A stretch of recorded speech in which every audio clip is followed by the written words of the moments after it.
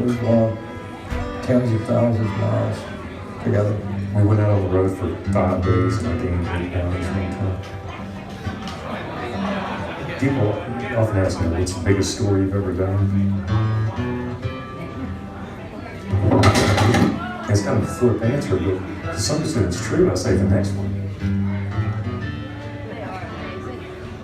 Every way you could imagine, we get story updates. People call, people write. We see stuff when we're out. When we go out on a little road trip, we may go for 3 stories and we come back with 8. I always thought that if I could get one image that told a story over 100 feet film or whatever video now, that it was just so much more powerful. So I am absolutely tired. I haven't vlogged in forever. The last vlog I did was that clip for my currently reading / bookish mail video from last week, which I found a week before I posted it, and yeah, it was just, that was the last thing I filmed, and now I'm very tired, and this has been a week and a half, almost 2 weeks later, and I'm looking at the screen instead of at the thing. So yeah, that's going real well. Last night I went to my father's documentary thing, which I will include clips of because I took a few clips and it was weird. Not bad, just it's a documentary of my father. It was weird. Yeah, apart from that, I've just been reading a bunch. I'm still trying to get through Columbine, which I don't have on me, but I'm halfway through, and the last show is tomorrow night, so why do I always do this? I always do this. But I did finish The Tattooist of Auschwitz. I can't talk today, but I finished that, which is nice, and yeah, I picked that up from the library. I forgot to mention that. I went to the library and I picked that up, and I picked up nothing else, so I was good. And then I went to Barnes & Noble with my boyfriend yesterday because he was like, let's go in and look around, and I was like, this is a bad idea. And then he realized it was a bad idea and I bought a book, but it was only $7, so that's a lot for me, but it was also a book I really wanted, and for $7 it was sitting right in front of me, and I was like, I can't resist. So I don't know, I'm not mad about that, I really shouldn't have done it. But that's the only book I've bought in the month of March.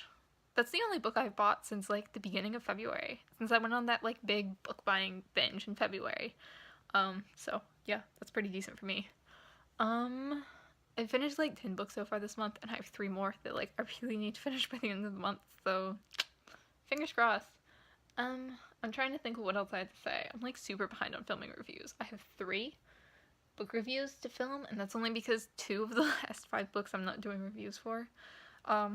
Yeah, normally I do reviews for every book, but I've read a couple this month that I just don't feel like reviewing. I read the middle grade historical fiction diary, which I didn't review the ones I read in February either. Or was it January? I didn't read the other ones I read. I didn't review the other ones I read either, so I'm probably not going to review that one. I might do a wrap-up kind of them as a whole, or a recommendations video of them as a whole after I read the 4th one that I have, maybe? I don't know. I'm not going to review the graphic novel that I read, just because it's a graphic novel. I don't feel like I can review a graphic novel, kind of, because I'm not a graphic novel reader, and because a lot of my issues with it were just the fact that it was a graphic novel and it's different than a regular novel, so the way you review it is different. I just don't feel like I'm capable of reviewing it. And then the third is the Tamora Pierce book, The Spy's Guide to Tortal, which isn't really a real book. It's a collection of things. It's a collection of letters and things that she's put together for this world that she created, which is really cool in concept, but yeah, I'm not gonna bother reviewing the book just because it seems unnecessary. But the rest of the month, I don't know, I haven't been reading so much lately, so I still have to finish The Virgin Suicides, which I'm bad. I have to finish Columbine, that's important, and I have to finish the last middle grade historical fiction diary just because it's due at the library really soon. So that'll put me at 13 books for the month if I manage to get all of those finished, which I would really, really like to. And then, I don't know, Beartown's probably not going to happen. I would like for Beartown to happen because I'm supposed to buddy read A Man Called Ova next month, and I would like to read Beartown before then, but that's possibly not going to happen, so yeah, we'll see. And The Tough Guide to Fantasyland, which, in an ideal universe, I would finish before the end of the month, but I still have, how much do I have left? I still have this much left, which is like the same amount that I showed you guys the last time I read it, because I haven't been reading it, and I'm on, what letter am I on? R. I'm on R. And it's annoying, and I hate this, but like, it's like, I can't even really hate it, because it is what it is, and it's trying to do what it's trying to do, and it's like, can you hate a book that just is itself? Like, I don't know. Like, it's not bad, it's just like miserable, because it's a dictionary, and I don't know why I decided to read it. That was my fault. Today has been a review filming kind of day. I have on my shelf, if you can see, not that stack, that stack. That's not functional. I need to stand and see. That stack is all the books I've read so far this month, which is a lot. This is the only one I haven't reviewed yet, which is nice. And then up here, these are all the books that I have read and haven't reviewed for previous months. One of them is from December. 2 are from January, and 2 are from February, which is not great, but it could be worse. So today's been a review filming kind of day. I've done 2 reviews so far. I'd like to get the Casual Vacancy done. Like, what I'm trying to do, ow. Like, what I'm trying to do with my reviews is, the reason like I still have ones from January left is because I'm trying to keep up with the books that I'm reading, because I've been reading a lot per month. Like, I've already read 10 books so far this month, and I have 3 more that I really need to finish by the end of the month. It's the 28th, so yeah. Because I've been reading a lot, that means a lot of reviews for me to film if I'm like filming for most of them. Not all of them, like there are a couple on there that I'm not gonna do reviews for, but like for most of them I do film reviews, and it's a lot. My camera can only film 2 reviews at a time before it has to charge because the battery sucks. It's an old camera, but it's like, I'm trying to keep up, and then when I have kept up, then like maybe throw in a review from like a month or 2 ago and like hopefully get through those. But there are only 5 on there, and Jurassic Park I've been intentionally not filming because I want to read Lost World first. So there are really only 4 books in the backlog that I haven't filmed yet, which is better than it has been. So I'm not mad about that. It's not the best, but like, it's not the worst either. I'm hoping by like the end of April, or not even the end of April, honestly, I'm hoping for like the middle of April to be all caught up on all my reviews, because it's just like, it's frustrating because I do want to review them and talk about them. It's just hard sometimes, but I have given up on Convenience Store Woman because I read that in like October, and there's no way I can review that book until I reread it. It's just like, it's not realistic. And I don't know, I've talked about it a bunch in like top 5 videos and favorites and like tags and stuff, so I'm not mad about that, and I'll probably reread it like this year or next year and do a review then, so But the rest of them I am determined, except for maybe Special Topics and Calamity Physics, which I kept putting off because that was going to be a hard review to film, because I'm still like not sure how I felt about that book. It was weird, but I liked some parts of it.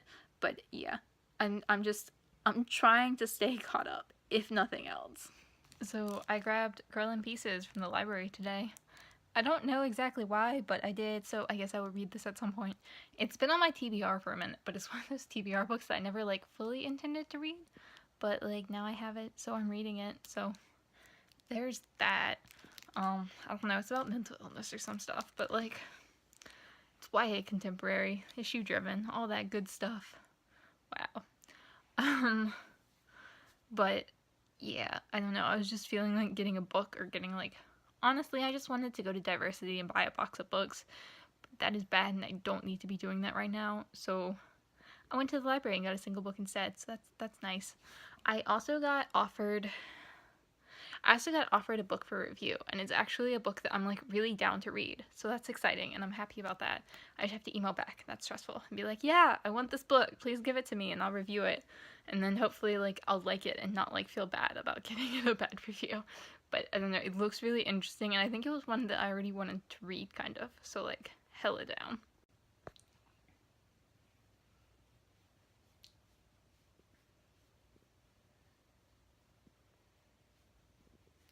Cute happy kitty. My brother is home, but he's out, so she currently loves me, even though normally she does not love me when he's home. But I'm in a bad mood. My freaking neighbor's dog got out, and I'm so tired of irresponsible dog owners who can't keep their dogs fenced in. Like, if you cannot keep your dog on your property, you're not responsible enough to have a dog, and that's just it. End of discussion.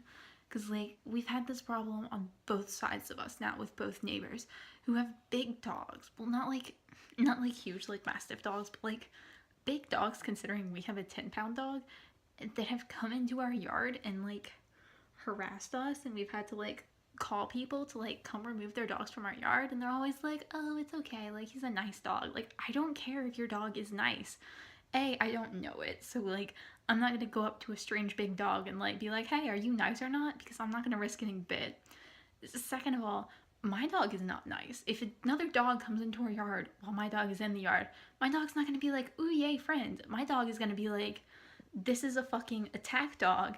This is an intruder into my yard. My dog is either going to panic and yip loudly and run like a squirrel, and, like, she's 10 pounds, so she looks like a squirrel, or she's gonna growl and bark, and, like, it doesn't matter how nice your dog is, your dog's not gonna take that well. So, like, also, like, it's just our property. Like, keep your dog on your own property or get rid of it, because, like, I can't, I'm tired of having to, like, go into my yard with my dog on a leash because I'm concerned that another dog could come into our yard at any moment. Like, get better fences if that's the problem. Like, it's not our job to put up fences to keep your dog out.